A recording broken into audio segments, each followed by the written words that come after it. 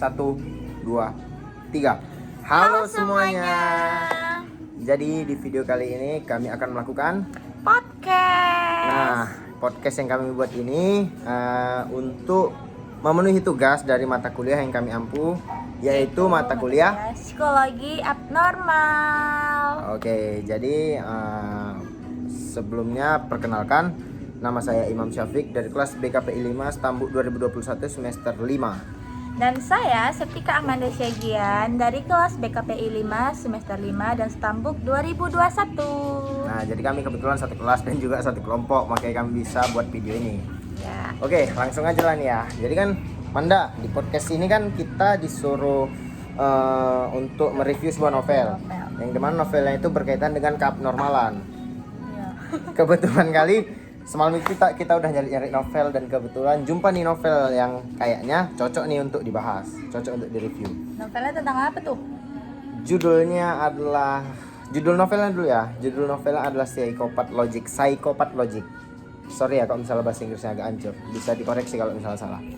Nah, kalau misalnya tadi Manda tanya novelnya tentang apa, jadi di novel ini novelnya itu terdiri dari beberapa cerita, yang dimana cerita-cerita itu berkaitan sama psikopat. Jadi dalam novel itu tuh di dalam novel ini tuh intinya kita jadi tahu bagaimana sudut pandang seorang psikopat melihat segalanya, melihat semua hal.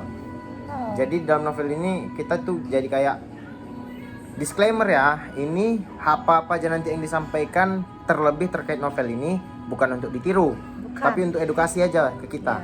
Jadi seenggaknya kita juga bisa belajar sekaligus ke depannya. Ya mudah-mudahan tetap bisa berevaluasi seperti manusia pada normal gitu. Janganlah yang lain-lain.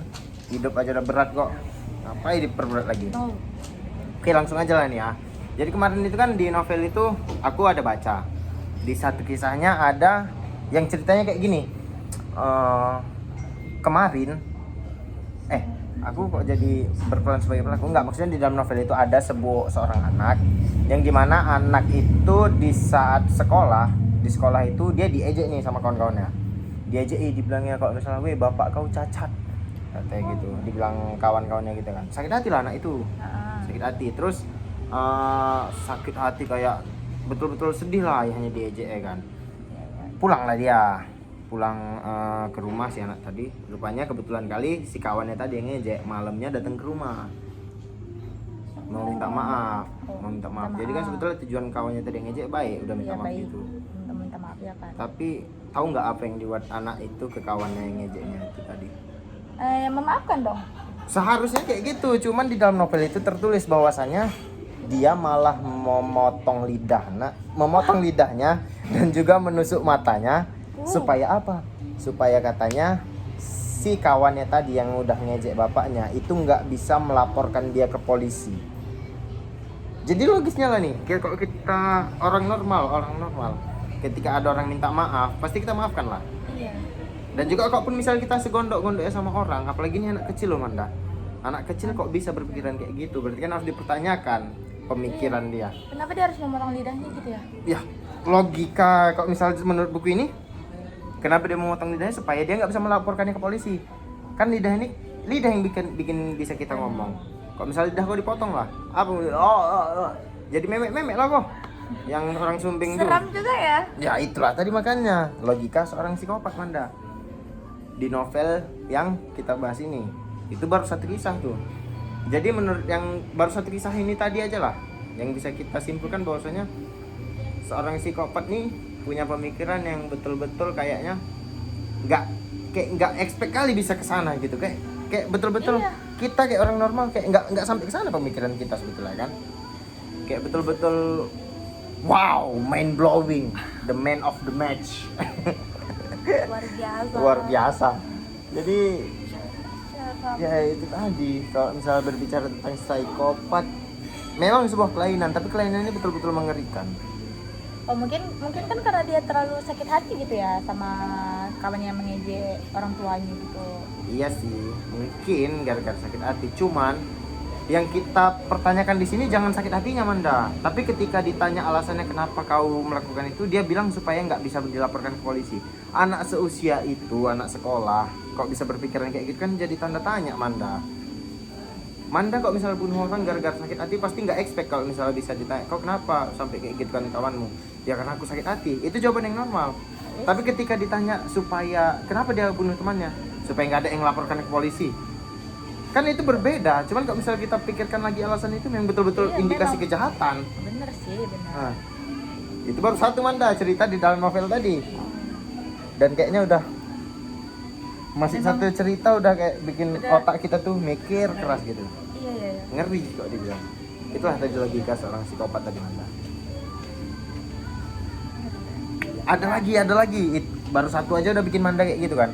Ada lagi nih ceritanya di novel itu kayak ada nih tentang pembulian juga awalnya.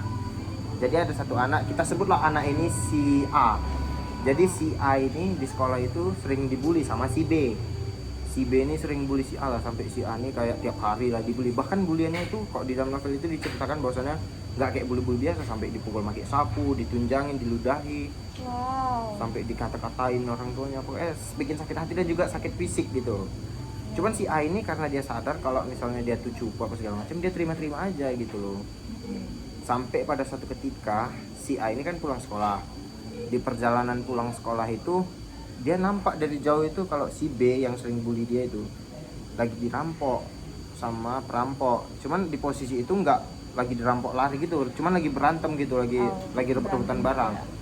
Si A ini walaupun sering dibully, dia masih ada lah rasa kasihannya. Ditolonglah si B tadi, didatangi si B lagi. Pas didatangi si B, direbutlah pisau dari si perampok tadi. Direbut. Terus sama si A kan direbut nih pisaunya. Terus si A tiba-tiba nyucuk pisau bolak-balik gitu. Cuman nggak sampai situ.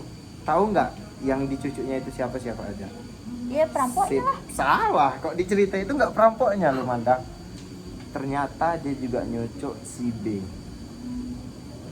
Kawannya sendiri. Iya kawan, tapi balik lagi itu kok misal kita apa kan kawannya yang sering membuli dia.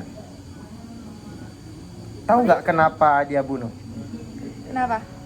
Kata si A, kalau misalnya dia bunuh salah satu dari mereka, yang satu yang nggak dibunuh ini pasti melaporkannya ke polisi.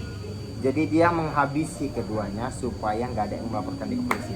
Hampir sama-sama ceritanya kayak yang pertama tadi sebetulnya kan. Iya sih, sama-sama dibunuh dua-duanya ya kan. Dibunuh. Cuman kita lihat pemikiran sadis si A, si objek yang dibully tadi. Dia sampai punya pemikiran, ini nggak tahu ya muncul pemikiran kayak gitu gara-gara memang dia sering dibully atau memang aslinya si A itu kayak gitu. Karena kebanyakan kita kan Manda juga pernah dengar mungkin ya, kalau psikopat itu sering kali dia pakai topeng. Antisosial, psikopat itu sering antisosial ya kan. Jadi ya sedikit banyaknya kayak gitulah tentang psikopat. Jadi menurut Manda kan, setelah kita cerita dua kisah di dalam novel tadi, apa yang Manda, ya apa kesimpulan yang Manda dapat dari cerita tadi? Gak apa-apa, ngobrol aja Manda. Apa ya takut-takut? Sedih atau gimana? Seram. Oh ya, bukan sedih ya, seram. Seram sih. Apa aku termasuk psikopat? Wow, kalau Enggak gitu lah, saya pulang-pulang nanti takut. enggak, bercanda. Jadi menurut Manda gitu loh. Tunggu. Ah, Jadi kalau kesimpulannya. misalnya ngapain dia bantuin gitu kalau memang dia takut dilaporkan ke polisi?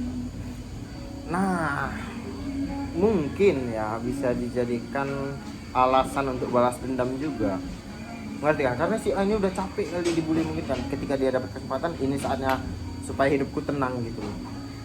Tapi kan Imam bilang itu kayak dia merasa kasihan, jadi dia bantuin. Berarti kan dia kasihan sama temannya. Nah, Terus kenapa dia bunuh? karena takut dilapor laporkan, polisi.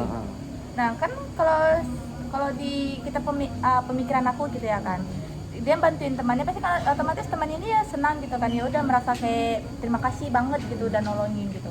Ya nggak melaporkan polisi mungkin gitu ya. Mungkin aja, tapi balik lagi logika seorang psikopat siapa yang tahu.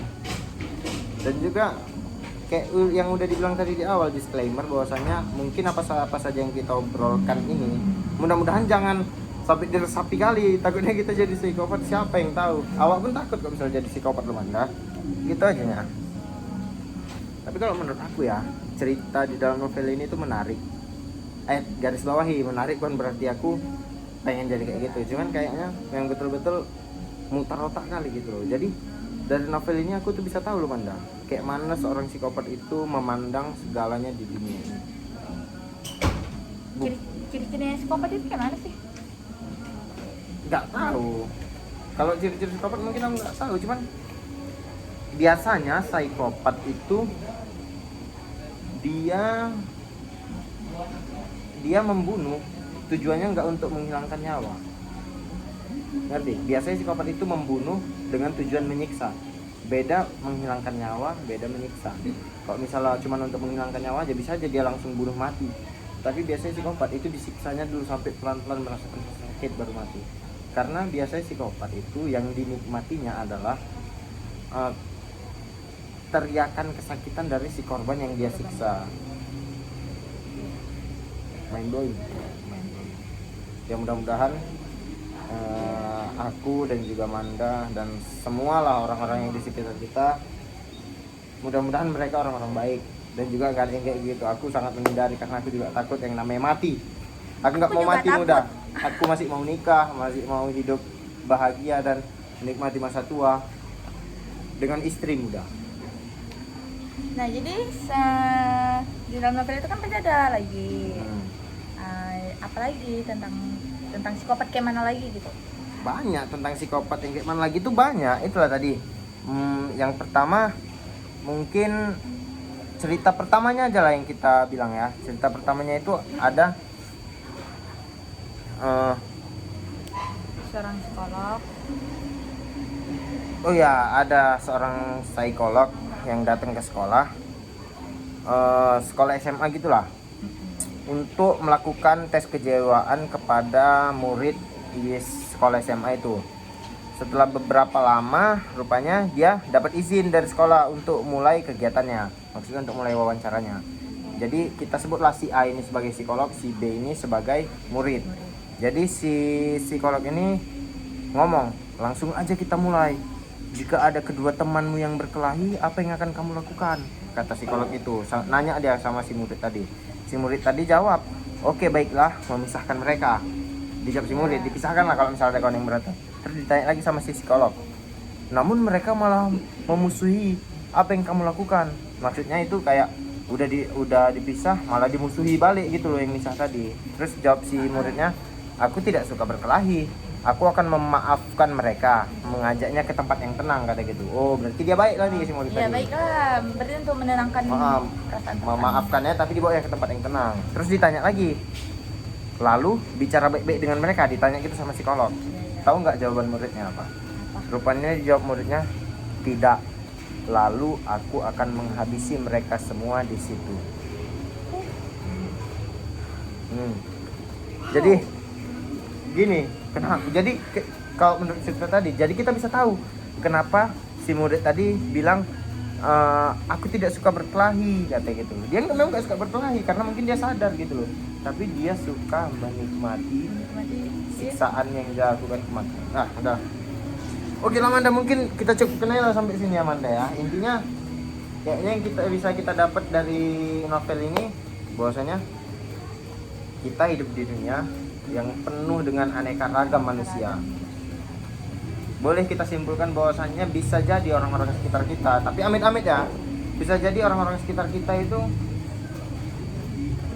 ada mempunyai sifat tersembunyi. Ya ada. Cuman aku nggak bilang kalau sifatnya itu psikopat. Jadi manusia itu punya banyak topeng Manda. Jadi nggak ada salahnya untuk kita selalu waspada.